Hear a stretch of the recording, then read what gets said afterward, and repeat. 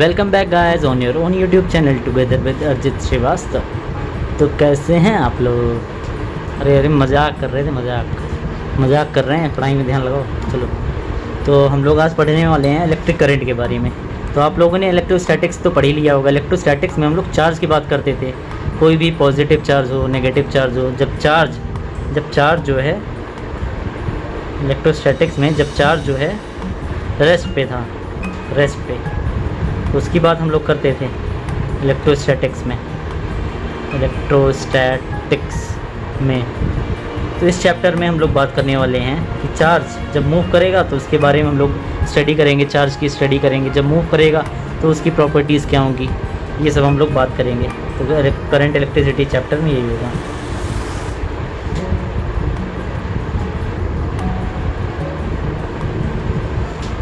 Electric current,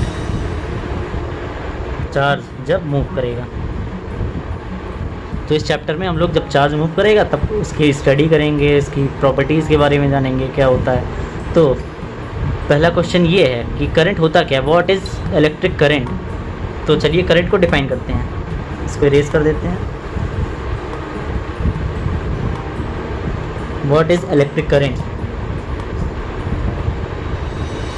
electric current, तो electric current क्या है? Rate of flow of electric charges. क्या है?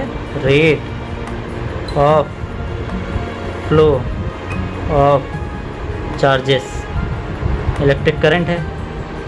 तो जब चार्ज फ्लो करेगा, चार्ज मतलब मूव करेगा, जब मूव करेगा किसी मटेरियल में, किसी जैसे मेटल में, वायर में, जब चार्ज मूव करता है तो इलेक्ट्रिसिटी फ्लो होती है उसमें, तब हम लोग कहते हैं उसमें करंट है। तो डेफिनेशन यही है करंट की, इलेक्ट्रिक करंट की, rate of flow of charges. जैसे आप लोग इमेजिन करिए, ये कोई वायर है, ये कोई वायर है, इसमें से मान लीजिए करंट फ्लो हो रहा है इसमें से करंट फ्लो होने का मतलब चार्जेस मूव कर रहे हैं, यहाँ से यहाँ मूव कर रहे हैं, यहाँ से यहाँ चार्जेस मूव कर रहे हैं। अब हम लोग थोड़ी स्टडी करते हैं इतने पार्ट के ऊपर। अब यहाँ इमेजिन करो, यहाँ से इलेक्ट्रॉन ऐसे फ्लो कर रहे हैं, वायर में फ्लो कर रहे हैं। यहाँ पे हम लोग देखें, अगर स्टॉप वॉच ऑन करें 10 सेकंड बाद देखें कि कितना चार्ज फ्लो हुआ, तो उसको इलेक्ट्रिक करंट हम लोग कहेंगे। कितना चार्ज फ्लो हुआ, 1 second, let me give you the formula of electric current. So we denote electric current by symbol I is equals to rate,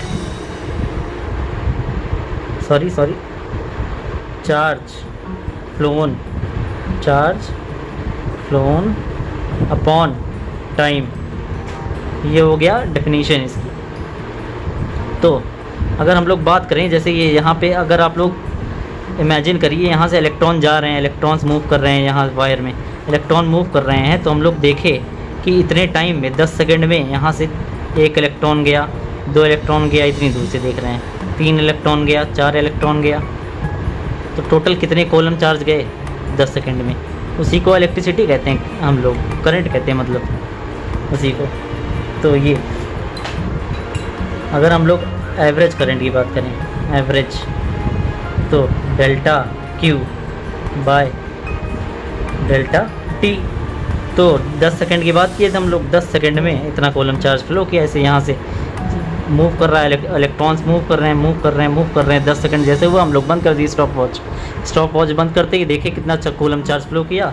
तो जितना कॉलम फ्लो किया upon time is current. It's so simple. अगर इसकी बात करें SI unit की बात करें, तो SI यूनिट इसकी हो जाएगी एम्पियर।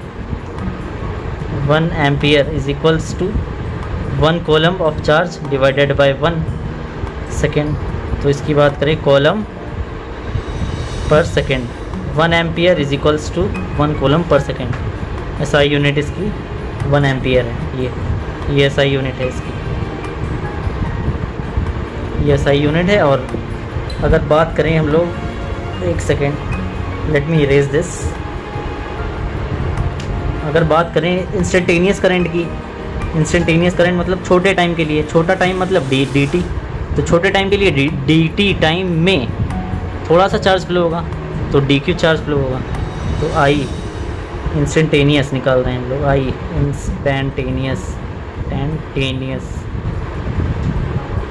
बहुत बड़ा हो गया, ये I इंस्टेंटेनियस हो जाएगा dq बाय dt, ये डेट्स इट।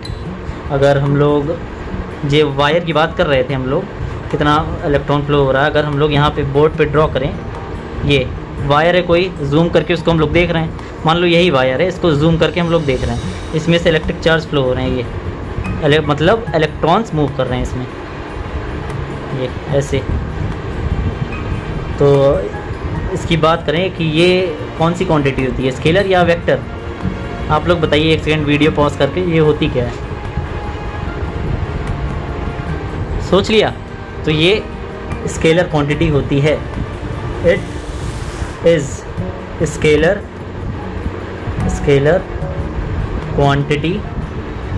क्वांटिटी। इसकी बात कर रहे हैं आई की, करंट की quantity, but it has direction also. क्यों भाई, ऐसा क्यों है भाई? स्केलर है और डायरेक्शन भी है, डायरेक्शन होता तो वेक्टर होती है, तो वेक्टर होने के लिए 3 कंडीशंस वो फॉलो होनी चाहिए, या तो 3 कंडीशंस फॉलो होनी चाहिए। तो ऐसा क्यों? ये स्केलर क्वांटिटी और डायरेक्शन भी है, तो वेक्टर होने के लिए 3 कंडीशंस फॉलो होनी चाहिए एक्चुअली। एक तो मतलब उसका मैग्नीट्यूड होना चाहिए, स्केलर में भी मैग्नीट्यूड होता है, वेक्टर में भी, और जो है स्केलर में सिर्फ मैग्नीट्यूड होता है, वेक्टर में डायरेक्शन भी होता है, और एक तीसरी एक्स्ट्रा चीज़ भी होती है, वेक्टर सम एडिशन। ये फॉलो नहीं कर रहा, वेक्टर सम एडिशन, जो कि करंट फॉलो नहीं करता। मेरा मतलब आप लोग समझ नहीं रहे हैं। ये जैसे वायर है कोई, इसमें करंट फ्लो हो रहा है ना, मान लो 2 एम्पियर फ्लो हो रहा है, एक और वायर जोड़ दिए यहाँ पे, ये इसमें से 2 एम्पियर फ्लो हो रहा है, तो यहाँ से गए करंट और यहाँ से गए, यहाँ पे जुड़ गए करंट, तो टोटल 4 एम्पियर। तो इसमें ना हम लोग कोई angle cos theta sine theta component करके तो आंसर ला नहीं रहे हैं, डायरेक्ट ऐड कर दे रहे हैं, तो वेक्टर सम एडिशन को फॉलो नहीं करता ये। और देखते हैं इसका डायरेक्शन क्या होता है। जैसे वायर है, ये कोई वायर, इसमें एक इलेक्ट्रॉन्स मूव कर रहे हैं, ये इलेक्ट्रॉन्स मूव कर रहे हैं, सॉरी। तो करंट का डायरेक्शन इलेक्ट्रॉन के डायरेक्शन के अपोजिट होता है, ये इस साइड, करंट इस साइड होगा, ये आई इस साइड होगा, इलेक्ट्रॉन का डायरेक्शन इस साइड।